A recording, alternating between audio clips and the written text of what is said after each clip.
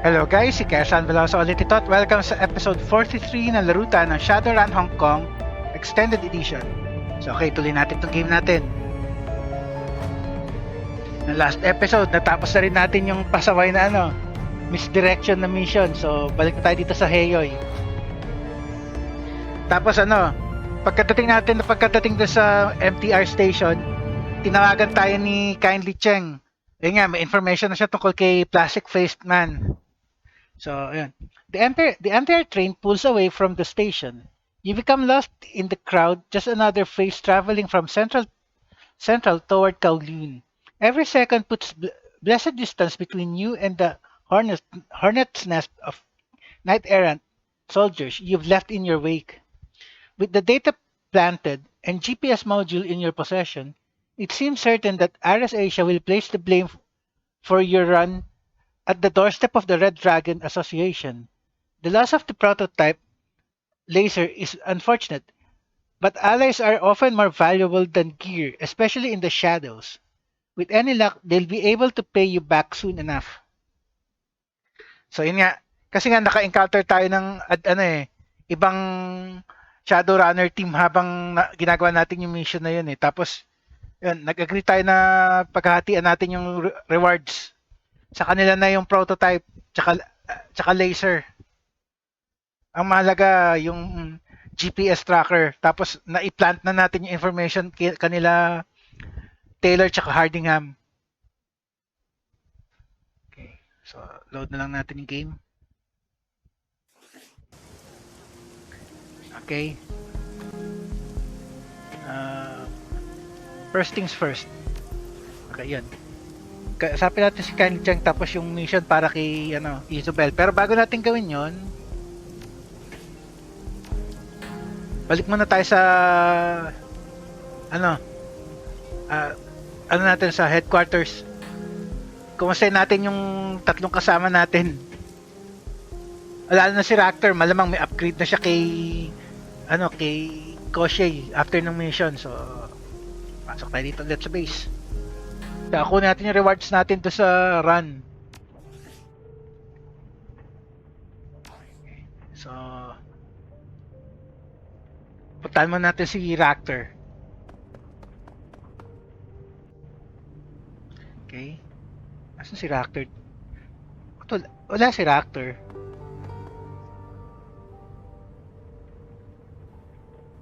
Nasaan siya? Wala siya rito. Saan siya nagpunta?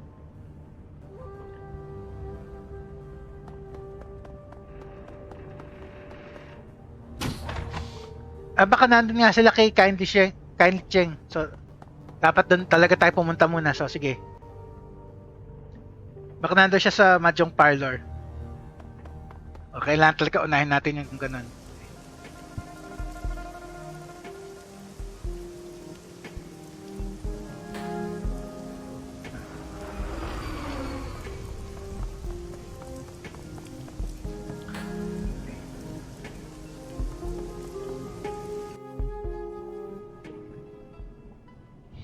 Andito nga yung party natin, Andito sila lahat. So, okay.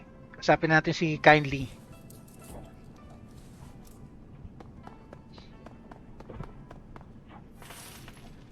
Kindly Cheng is in the midst of emptying 2 plastic shopping bags when you enter.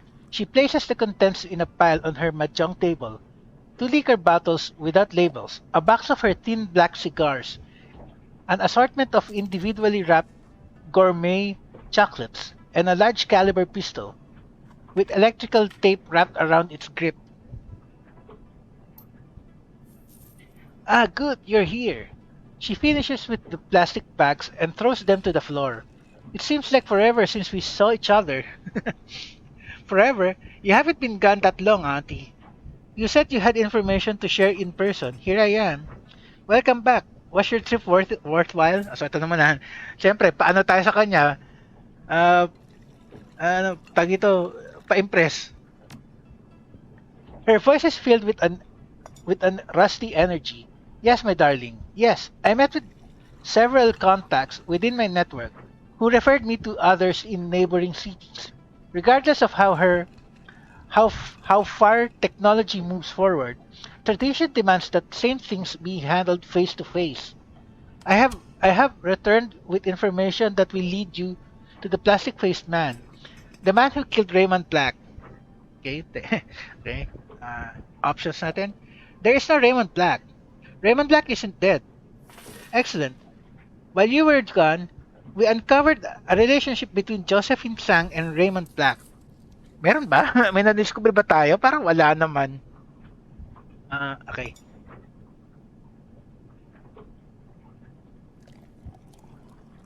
Ito na lang. There is no Raymond Black. The, the Triad Woman's eyes narrow. What do you mean? There is no Raymond Black. We've been lied to all this time. Wu and me. Raymond Black is actually Edward Sang. The man who raised us isn't Raymond Black. He's Edward Sang, the son of Josephine Sang. His fiction, made up. His real name is Edward Sang. Ito na lang. Wag na lang to. You were raised by Josephine's son? Her brow furrows. That explains where Edward went. That explains where Edward went when he disappeared years ago. Seattle. Any idea why he disappeared? What happened? Ito na lang. What happened na lang. I don't know. Just that he went missing after Josephine completed rebuilding the walled city. That was in the early 30s. 2030. Her face twists into a mask of disgust. You realize what this means, don't you? My sweet, you realize what this means, don't you, my sweet? That inbred little goat whore was cold enough to have her own son executed. Yun nga eh. Even more reason to find the plastic-faced man. What have you found out? You said you had news of your own. I told you mine. Now you tell me yours. Your turn. Did your out of town networking produce the results you were looking for? Ito na lang. Everything you need to move forward. She grabs a bottle and opens it. I know the identity of the plastic-faced man. His name is Li Tai Fang. Tama ba? Li Tai Lang. Ay, hindi. His name is Li Tai Young, and he's an independent contractor, a trusted, deniable asset who handles all of Josephine Tsang's more delicate operations, off the books and away from the public eye. The plastic-faced man is her shadowy right hand, outside of the corporation. Cheng doesn't bother with a glass. She takes a long pull of the stinking bottle and wipes her mouth with the back of her hand. And I know how to find him too. Ay, nice. Yan ang kailangan nating malaman. I made contact with an information broker, Xiao Zi, who works out of an abandoned night market in Shek Kip Mei, called the Xing House Court. It's not hard to find. She takes another pull on the bottle. Xiao Zi has gained access to the plastic-faced man's complete itinerary, where he'll be, who he'll be with, what sort of security he'll have, the works. She grins glassy-eyed. You can use it to perform an extraction. Grab him and find out what he knows. Did you find out why Lee has a face made of plastic? Great, the faster we find the plastic-faced man, the faster we get our revenge. Got it. Go to Shepkick May. Look for a night market called Xing House Court, and find an information broker called Xiaomi. Xiaozi. Xiaomi. Brand ng cellphone yung Xiaomi. Xiaozi. Okay. Ito na lang. Yes, it's all very straightforward. Until it's not. Li Tai-yung has designed himself to be the perfect corporate operative. He's installed a unique piece of headwear.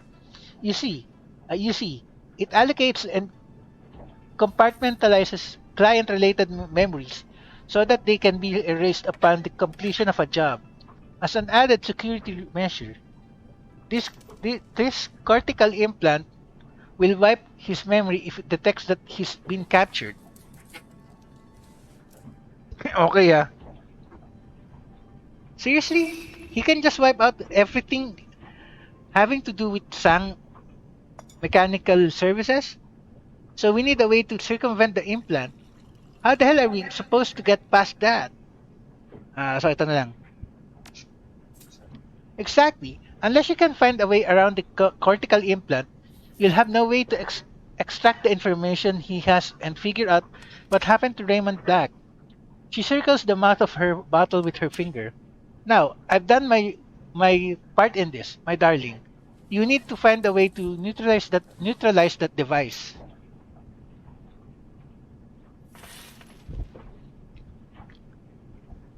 Isabel interjects, her voice breaking slightly as she speaks. I know a way. I've heard of something like this before. I met someone in the Matrix who had to shrink a similar memory wipe implant once. I met someone in the Matrix who had to shirk a similar memory wipe implant once. It was a requirement for a big job, and she pulled it off. Para mind wipe device. Di parang yung kay ano, yung kay Jake Armitage do sa ano, Super NES game.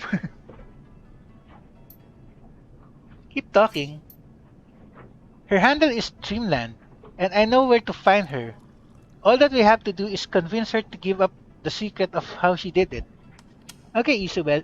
Okay, Isabel and I will go see Dreamland before we hit the information broker. Then we grab the plastic-faced man. No matter who you choose to help you snatch this guy, I'm gonna I'm gonna be there when you extract the information from him about Raymond. Wu crosses his arms across his chest and tilts his head toward you. You got it, Asilev Anhar? We should all be there. Gabet's eyebrows arch high. I know that I wanna see this. So yan, yung party na yan, si Gabet, si Isabel, tsaka si Duncan. Very, very good, my darlings. Now listen to me. After you get what you need from the plastic-faced man, I want you to end him. You understand? Ayun din ang gusto ko eh. The triad boss taps the table with her finger. I need to send a very clear message that this is what happens when you mess with Kindly Cheng's operations. With Kindly Cheng's people. Josephine takes Nightjar. I take her plastic-faced man. Once you snatch the plastic-faced man, Sang will know something is happening, and events will unfold very quickly. Very quickly after that, you'd best close out any pressing business you have before heading to Shekip Mei to see Xiao Zi. Do you understand?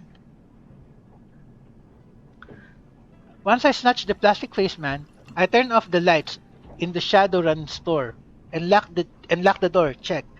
I'll check my mission computer to see if I have any jobs I want to knock out before I hit the MTR for Shekip May. Yeah, I got it. Once we get the ball rolling on this, there's no turning back. Ito na lang. That's right, my darling. No more side jobs and ano? No more dalliances. Kindly Cheng raps on the mahjong table with an imitation ivory tile. Be sure that your affairs are in order before you head to see the information broker. So, yan yung final mission natin. So, kailangan tapusin muna natin yung mga ibang available jobs natin bago natin kunin yun. So, yan. Ayan. Ito yung Dreamland tapos yun sa... balik muna tayo sa headquarters.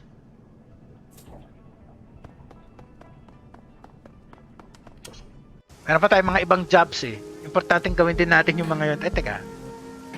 Sige. Balik tayo sa base. Balik tayo dito sa Kraken.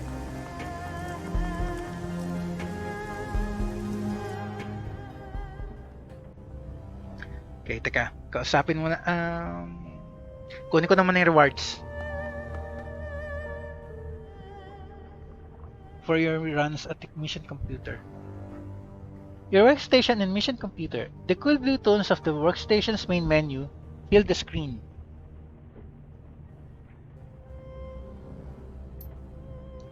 A blinking message in the upper right corner notifies you that you have 0 unread messages. Okay. Wala naman daw eh. Jobs directory. Kunin natin yung reward natin. You submit the job as finished and await the response. A few moments later, a message pops onto the screen. Kano na ako natin doon? 2,000. So, 4K. To Tang. From Steel Arm Lu. To Tang. Your payment is attached. I confess that I am very pleased with your work. It's not every runner who could have pulled off a job of this magnitude. Well done, Lu. Okay. Meron pa tayong mga ibang jobs eh.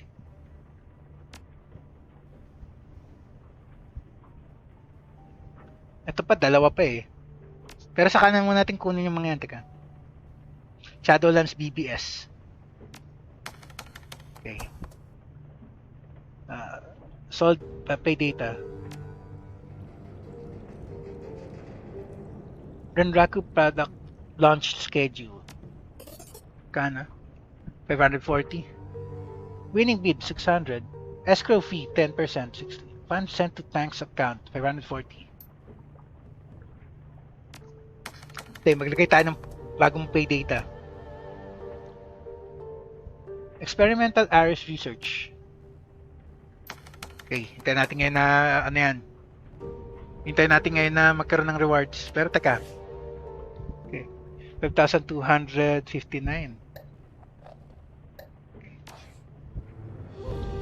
Okay. Meron akong hinahanap na BBS entry bago natin magawa yung mission kay Isobel eh. Tingnan natin kung nandito na. Looking for team. Explosions in Eastern District. Wala pa rin yata Ito na, sige. Basahin na muna natin to.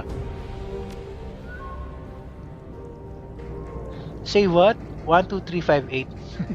What's up with all the explosions rocking the Eastern District? My walls were just shaking. Mistress Tiny. Word has it, Shiawase has a secret lab tucked away in an old industrial building out here. I'm guessing the rumors are true. Sandwiches are sexy. Okay sa pangalan Correction. I think Shiawase had a lab out here. Say what? 12358. It's really stinking where I'm at. It's a cross between sulfur and weirdly new car smell. I wonder what they were doing. Better put on your gas mask for good measure, man. Mr. Steiny let. Threat. Decker looking for team. Yung hinahanap kong BBS entry wala pa rin. So, hindi ko pa rin pwede gawin yung kay Isobel. Experienced Decker looking for team to run with. Potential for a longer term arrangement. I've taken over the business interests of a team of runners, running basic heists and the occasional transport gig. I'm in contact with a reliable fixer and will be working with the old team's long list of happy clients. Requirements. You must not take experimental steams during runs. You must not tamper with chemicals in secret labs. You must know how to properly operate a moped. You must listen to your decker when your decker says, I don't have control of that turret yet. You must have a good sense of humor. Optional. Shenzhen Joe ulit. Blinking Gotcha 23. Hey, what happened to Gimme-sama Nuyen 888? I recognize this ad. It's his boilerplate. His team was always looking for a new decker. What the hell happened? Shenzhen Joe. You see that fourth item on the requirements list? Blinking Gotcha 23. Oh shit, that's nuts. Are all of them gone? Muffin Top Ninja? Captain Scone? Shenzhenju ulit. All of them, even Explodisu. I hardly got to know them, but they were good people. Saway. What a terrible loss. You had no idea who you were running the shadows with, huh? Explody was a great war hero. Tough as nails. Could have could have tipped the scales for Taiwan if she hadn't knocked herself out with the force of her own mana blast at a crucial moment. Blinking Gacha 23. No shit! Shenzhen Joe ulit. Kay Blinking Gacha 123. It gets better. Muffin Top Ninja was one of the most revered martial arts masters in the JIS until his health began to fail. He was well known for his deprecating humor, and Gimme Some Nguyen 888 was a great philanthropist. Every credit he earned, he poured back into helping the indigenous population of the world city where he grew up. Okay ah. Okay pala siya eh. Shenzhen Joe. And Captain Scone, I kinda chuckled at his name, but now I'm thinking there's more to it. Blinking Gacha 23. I'll say he was a Scottish separatist who campaigned tirelessly for the restoration of his country. When his activism drew too many enemies, he fled and became a pillar of the Scottish expat community in Hong Kong. As for his name, think Stone of Scone. These amazing people just couldn't catch a break, and now this. Rip, rest in peace, Shenzhen Joe. I'm mortified. I wish I had gotten to know them better. I wish I'd gotten the turret down faster. Seems like you knew them very well then.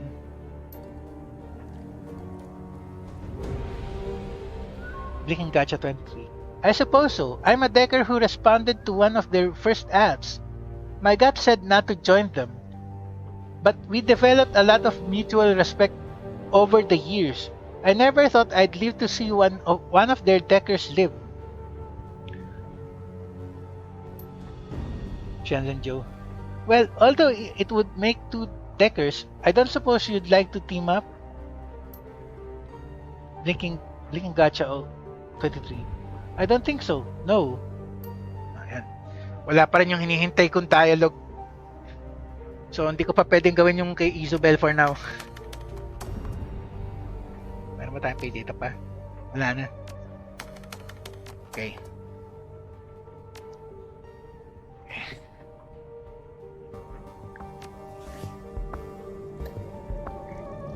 May 5,200 tayo. So, teka. Save muna natin.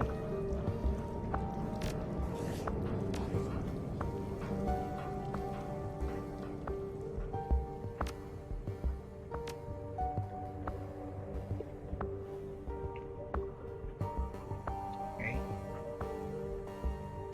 O, siguro naman dito na si Raptor, no? Okay.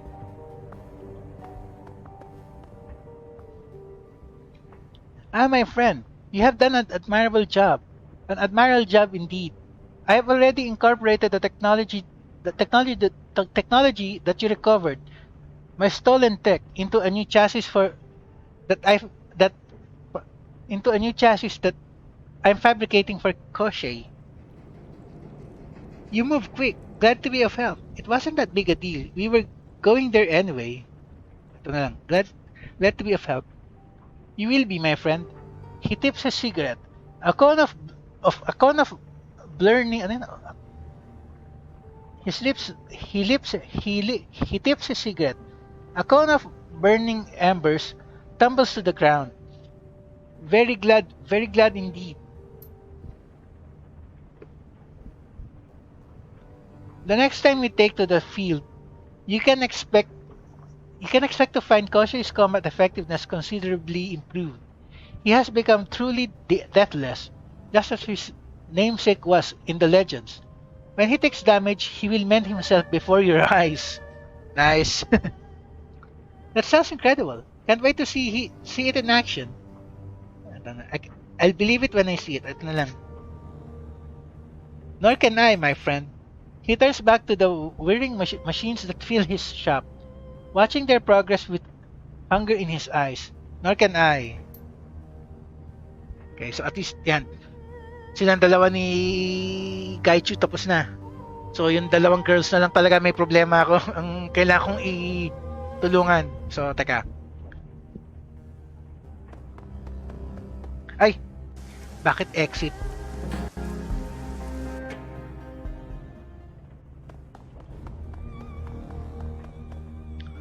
Ay, wala naman tayo item sa stash eh. Okay, puntahan natin yung dalawa. Si Duncan pwedeng wag na muna eh. Hindi naman siya ano eh. Hindi naman siya masyadong problema pa eh.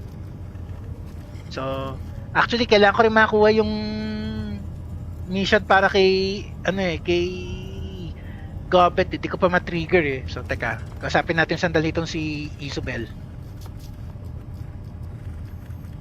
Isabel's avatar flickers onto the screen. I saw that you accepted my offer. That was the right choice, you see. I'm ready to make our run on TechCon whenever you are.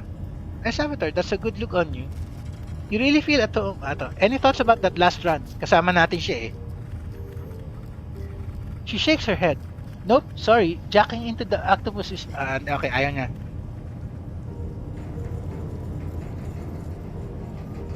Okay, ayaw niya eh. Okay. Okay. Si ano naman? Ito namang si Gobet. Pero isa-save ko nga muna. Kailangan ma-trigger ko yung dialogue na ibibigay niya sa atin yung mission niya eh.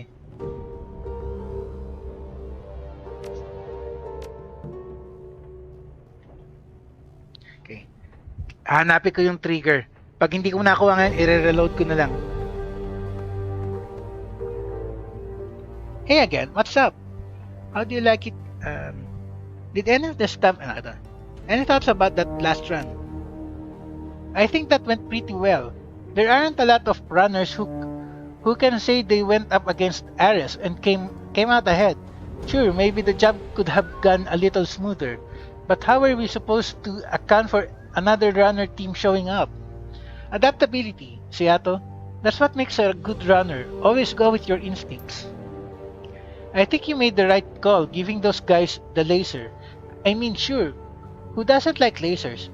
But would another gun really make that much of a difference for us? That team sounded like the kind of people who won't forget a death. Sometimes that's the difference between living and dying. Who you can call in a pinch.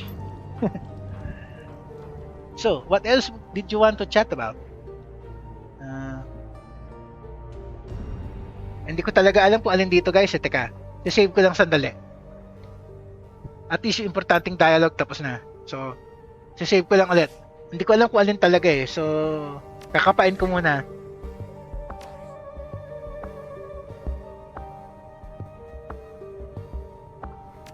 Dali lang.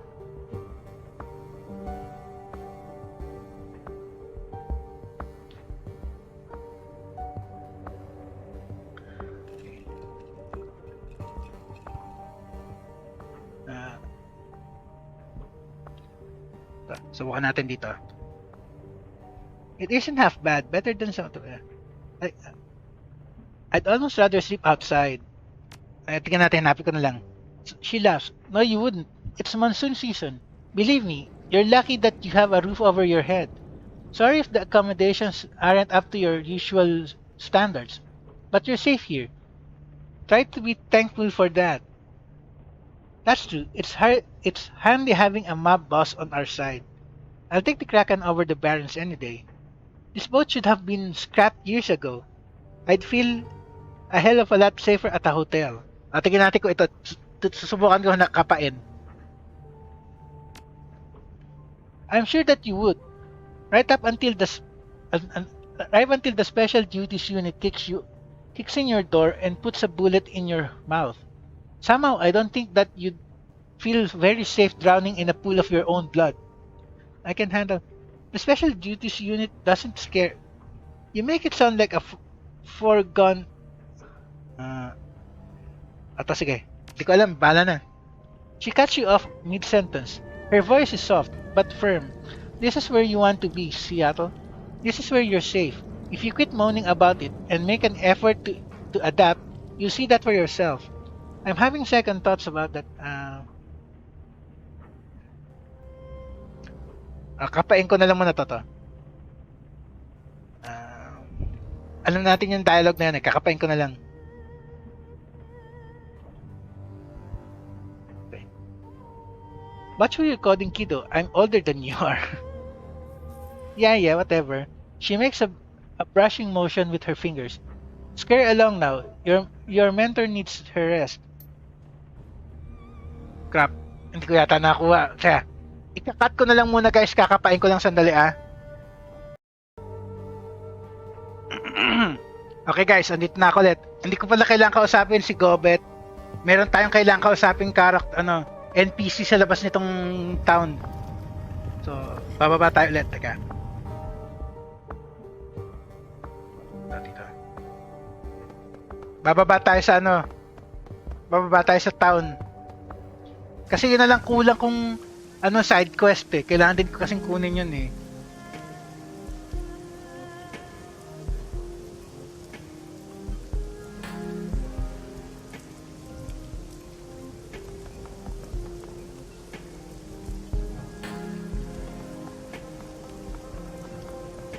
Dapat may makakausap tayong character dito na magbibigay ng quest sa atin.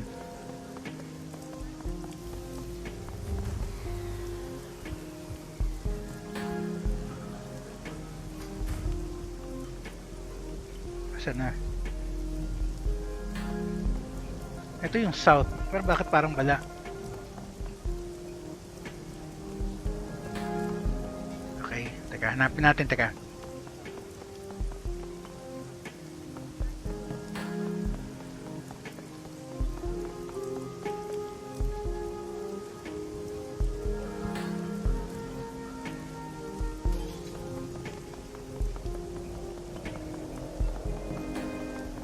Hindi dito.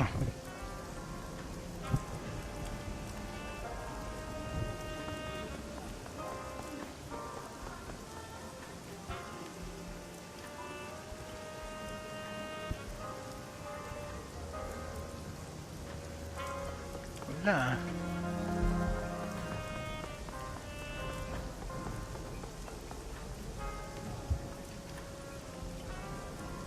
Dapat may ma-encounter tayong pangalan? Captain eh.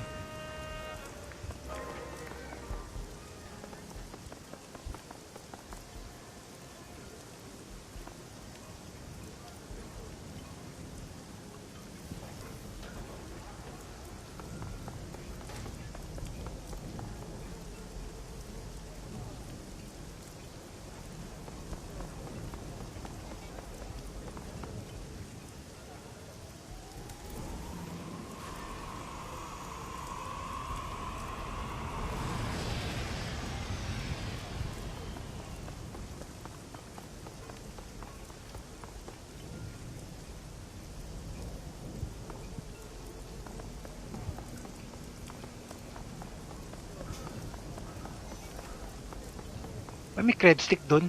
Kaya 54. Kaya na kaya yan. Sa atin na yan. Asan na yung hinahanap nating cap? May hinahanap tayo pangalan Captain Jumo dapat eh.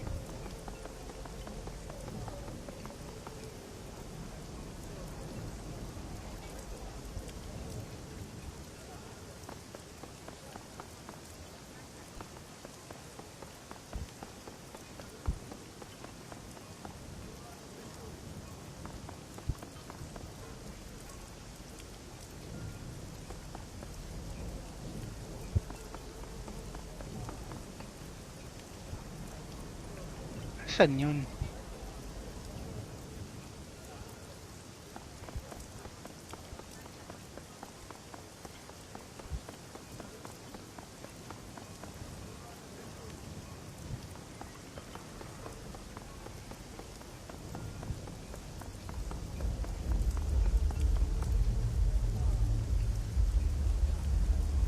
Hindi dyan.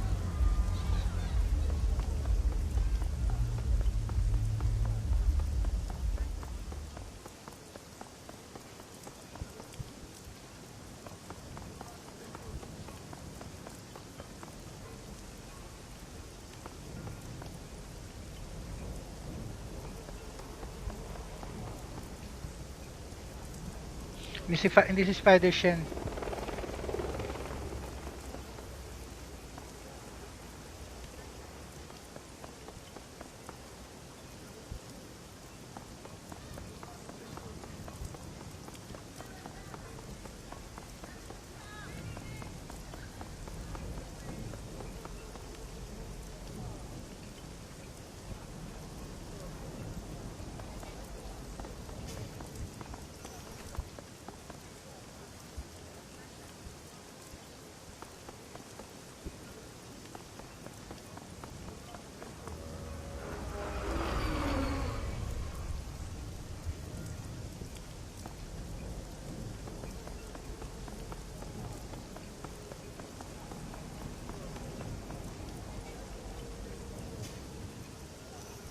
Dito.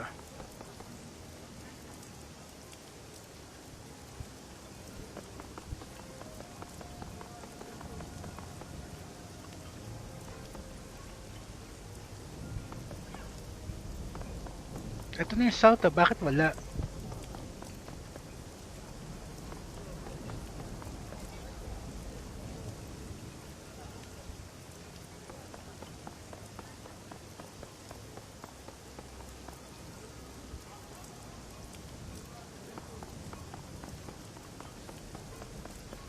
Dapat maki-encounter na natin yun eh.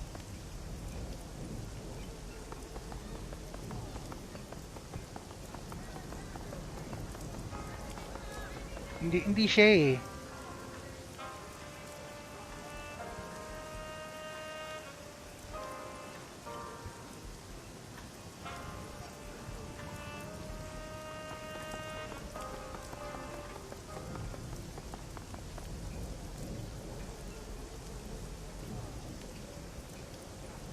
Jin. Hindi yan eh.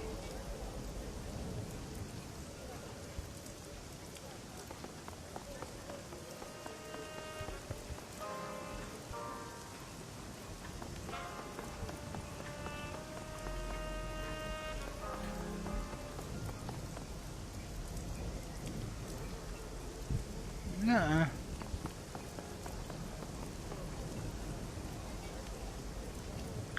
Crap. Asan yun?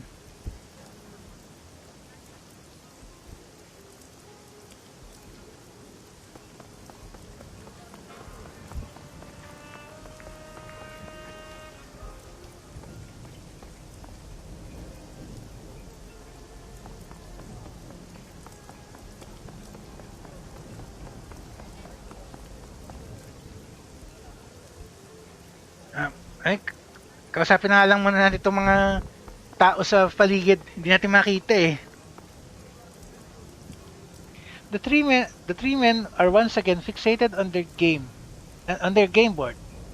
Jin rubs his hands together nervously, his face twisted in concentration. It appears that Shu now has the upper hand. The silence of the game is deafening. Amateur players would be filling the air with clicks and clacks of the stones against the wooden playing board, relentlessly trying to outdo one another. These men are different. Shu picks up a small black stone. His hand reaches over the board, then pauses. Gin stares at the outstretched hand. Suddenly still, Shu begins to lower the stone. Down, down. Gin is practically on his toes. And then, Shu pulls his hand back. Perhaps not there. He strokes his short beard thoughtfully. Gin tosses his arms into the air, nearly knocking over the playing board. Damn it, Shu. When you start a move, you commit to it. I swear, if you're doing this on purpose.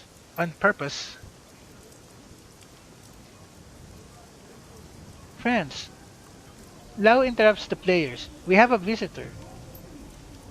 The two players look up. Kin sighs and holds his face in one hand, mutters something beneath his breath. Yu's eyes fixes on you. He stares unspeaking. His generous smiles and playfulness from before are absent. Sorry to interrupt. I was just wondering if you're all still having the dreams. I've got to run. See ya. Ito na. This again. Don't you have anything better to do? Yes, we're all still having the dreams. Last voice is calm but troubled. However, they've gotten a hell of a lot worse. Yin shifts uncomfortably. Look, let's not go into detail. Anything would be great. He must is over. Alright, but afterward you have to let us finish our game. Sure, I don't I don't make promises. Whatever. Okay, sure. He nods approvingly, then glances at Lao and Shu before continuing. Our dreams have become unpleasant, so to say. Darker, violent. He runs his hand along his tightly cropped beard. Not all that healthy, if you ask me, especially for men of our age. We come out of them in a daze. Sometimes feels like we've been punched in the senses. And the imagery. You can see him shiver as he thinks about it. Well, I said no details. So no details. That about sums it up, Shu. Master Lao? I have nothing more to add, Shu. Shu's eyes bore into you. No, nothing. Is everything alright, Shu? You've been staring at me for a while. You seem upset. Is something wrong? What? Do I have something on my face? Ato lang. Shu continues to stare at you, his face pale. He opens his mouth, closes it. He seems to be struggling to find the words. What's wrong with you, Shu? You'd better not be having a stroke. We're in the middle of a game. If Shu heard Gin, he doesn't show it. He looks at you and his eyes widen. You need to go faster. His voice is urgent, pleading.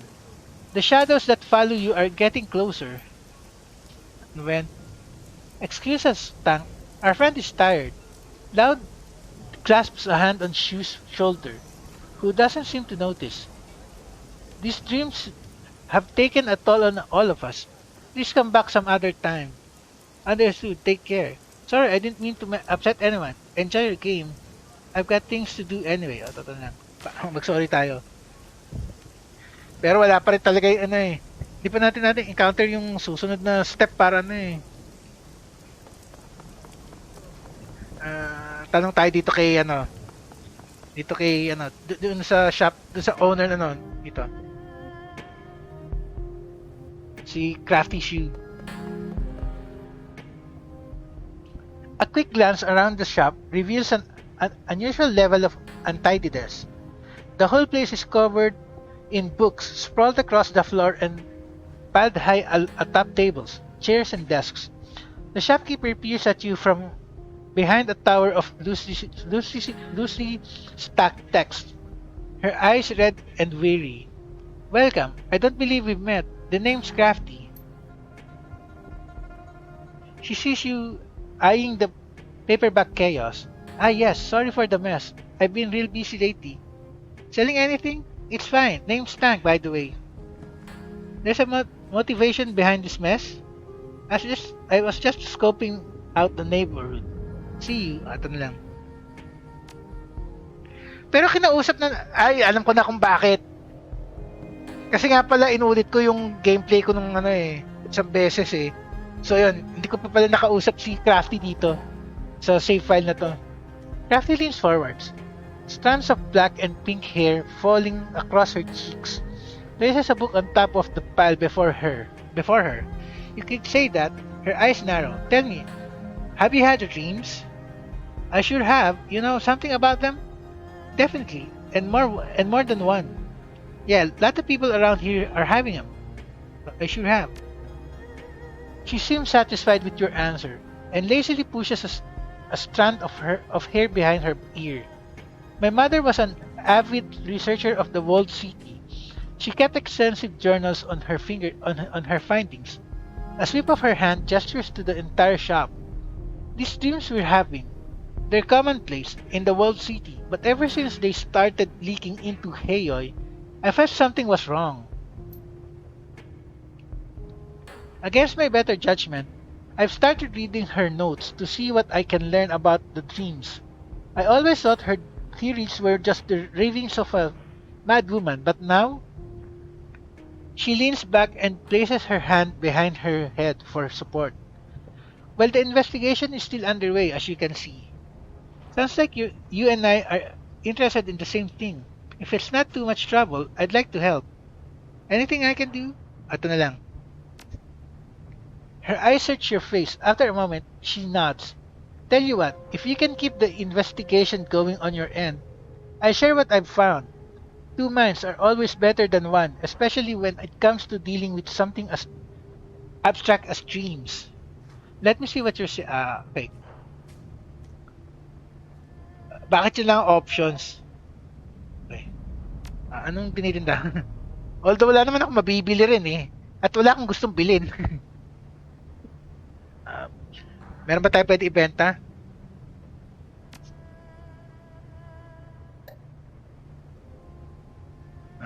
Timer na rin. Ang dali lang guys. Stash. Wala na tayo item sa stash eh. Okay. Exit na lang. Okay. Sounds like a plan. See you soon. Crap. Hindi ko alam kung paano natin iti-trigger yung event. So, end ko na lang muna dito guys. Tuloy na lang research na lang natin next time. So, teka.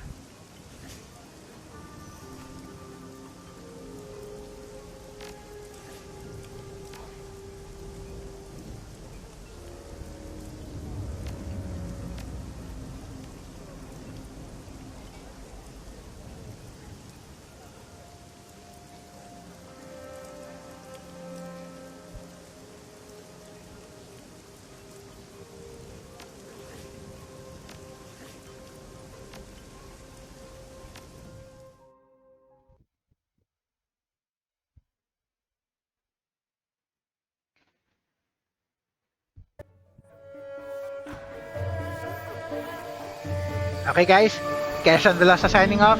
Tuloy na lang ulit natin next episode.